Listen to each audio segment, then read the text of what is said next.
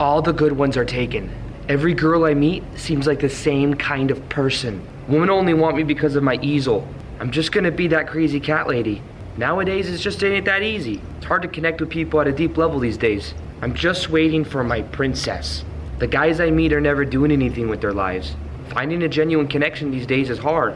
Every single thing you just heard was a story, and many of us have stories about love, stories about being single that keep us being single or keep us out of love. And in this video, I'm gonna show you how to break free of those stories so that you could experience more love in your life than ever before. Welcome back to another video. My name's Aaron and I help people expand their consciousness. Now in this video, I'm gonna be showing you how and why your story about love, your once upon a time, is keeping you single. And I've actually thought about this recently too, because I've realized how powerful identity is. Identity in the way that we see ourselves. So there's this identity for the way that we see ourselves. And I've seen some people before that have an identity. Maybe they are a certain age, maybe they're like 32 years old, and normally that's when the pressure comes on for somebody to think, oh, I need to have kids. A woman to think, oh, I need to have kids because now's my time. And then sometimes what will happen is as they start to identify with being that person, or they say, tell themselves a story that all my other friends are getting married and having kids, and here I am all single.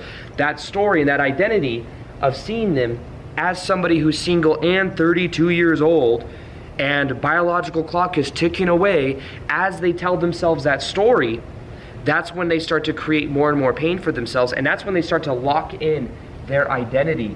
And then they think actions, and they take actions equal to that, they feel feelings equal to that, and they will literally repel people from coming into their life because of that level of identity. So even like, you ever heard somebody call somebody a crazy cat lady? I'm just one of those crazy, I'm gonna end up being one of those crazy cat ladies. Single and lonely.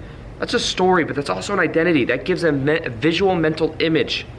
And when we have that, we are then moving towards that, whether we are just joking about it or not. It's very important to understand, one, our identity, and then two, the story we tell ourselves about who we are and how love shows up in our life. So the stories we have will change from person to person. Every person will have a different story. And everyone's story is based on meaning, the meaning we give things.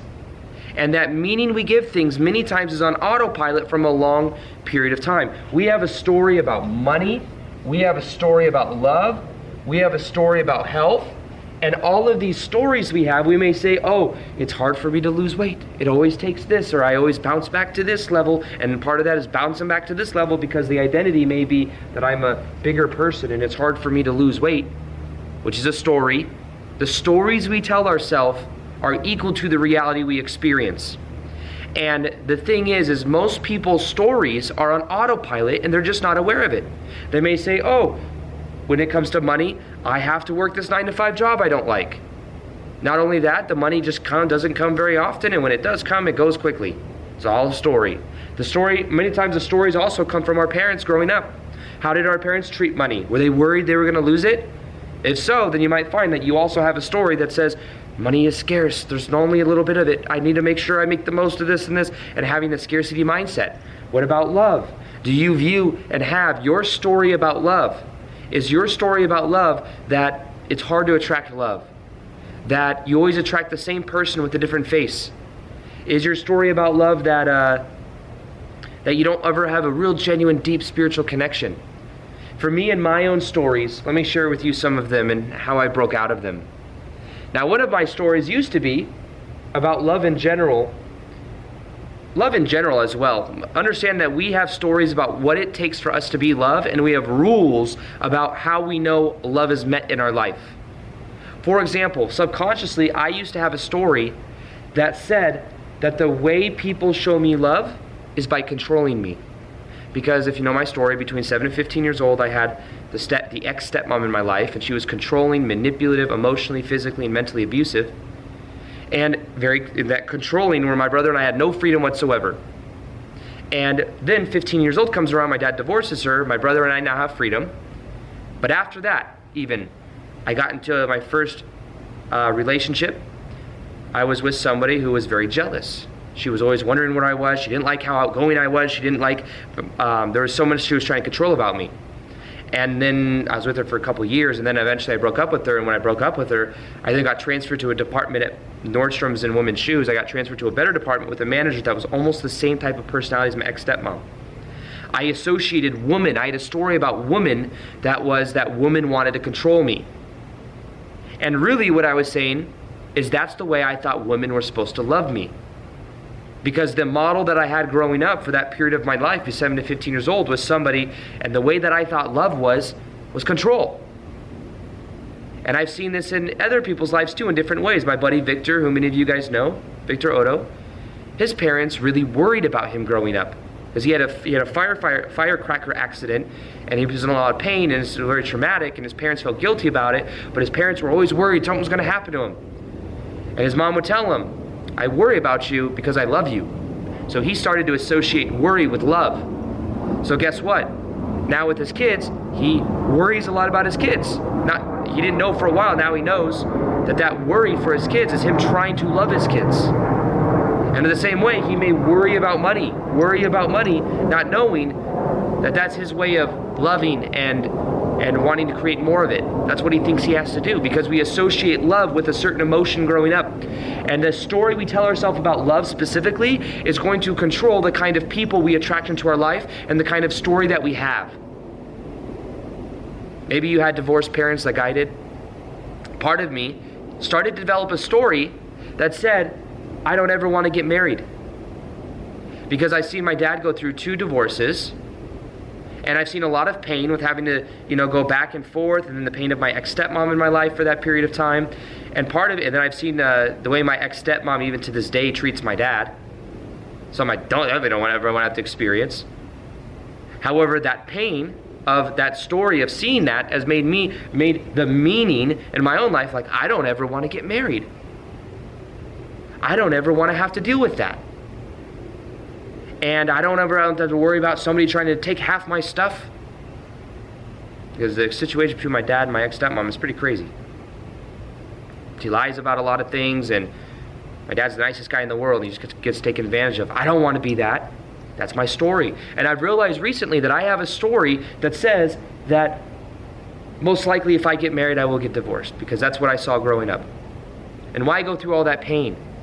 So subconsciously, my story is attributing pain to divorce and pain to love, because I assume and associate that with, that's probably what's going to happen anyways. That's the story I'm telling myself. And that story remains on autopilot.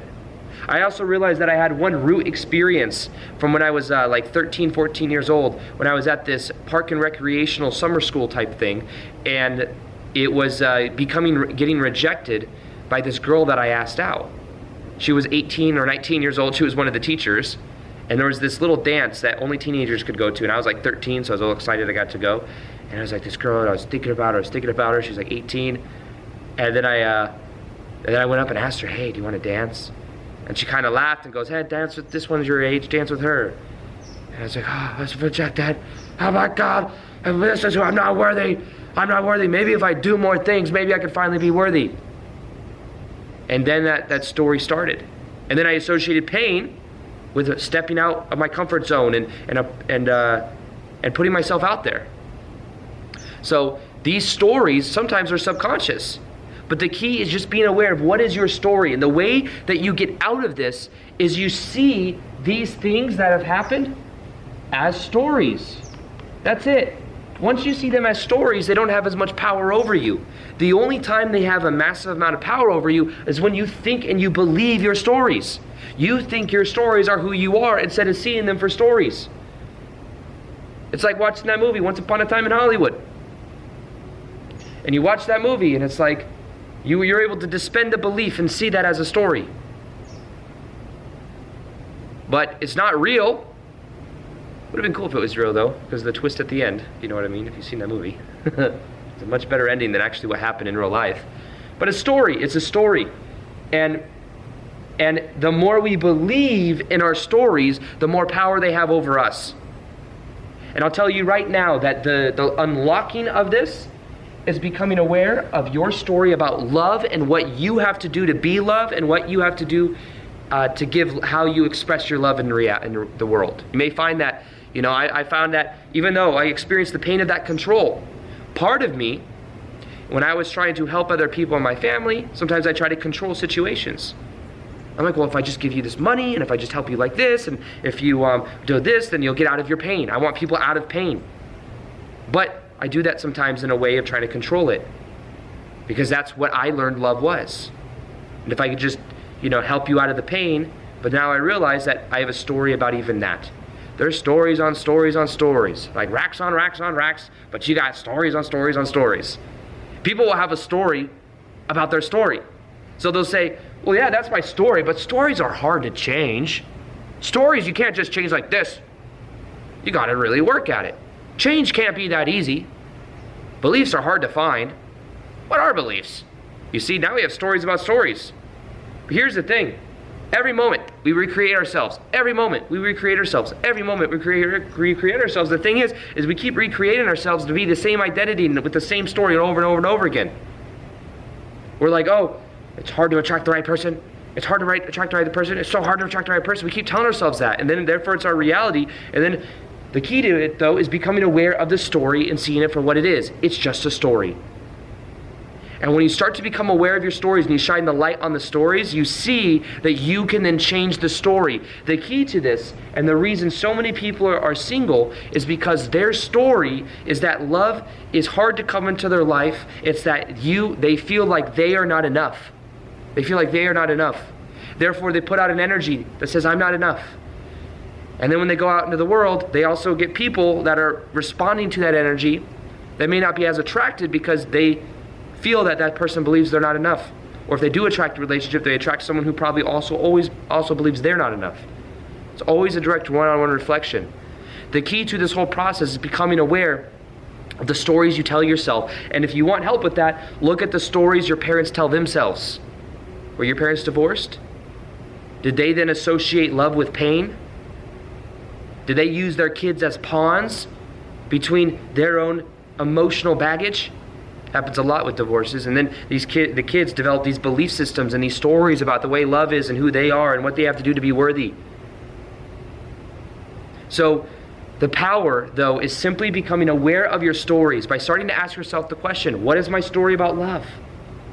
What is my story about who I am right now in my life? What is my story about how and my rules for how I love and what it takes for me to be love and the rules I have for how I know love is met? And what that means is like, what if we had these rules like, well, I know I'm loved when everyone in my family tells me all the time how much they love me, when I'm constant validation, when they do nice things for me, all of these things that are outside of us, rather than giving ourselves love, we have all these rules. And it's almost impossible to feel love because not everyone all the time is going to tell us that they love us, because we've set such high barrier to the rules to it. But what if we lowered the error of entry to the rules and we said, you know what, I'm going to feel love anytime I focus on my heart.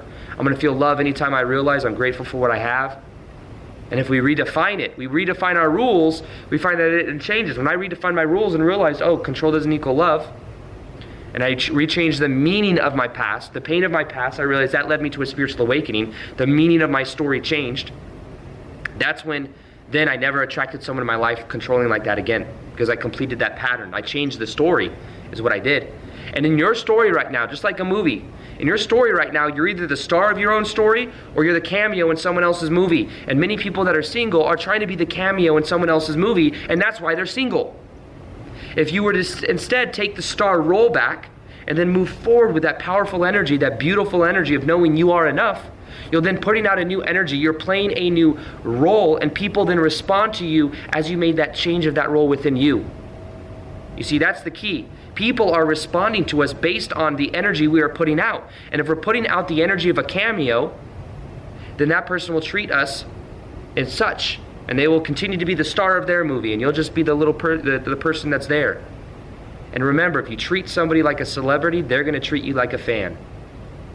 So take your star role back, and then people will start to treat you that way as well. But you have to first off become aware of the story you're telling yourself about love. The story you're telling yourself and the role that you're playing, the identity you're playing. And at any point you can change it. It's just that up until this point you thought it was set. You thought you were given a script. And you thought you were told, this is the script that I meant to read and this is all there is. Not knowing you could change it. You were the director. You were the person that can change it at any moment. And you could change your story by changing the meaning. Everything up until now led you to this point, and from this point going forward, you could now change it.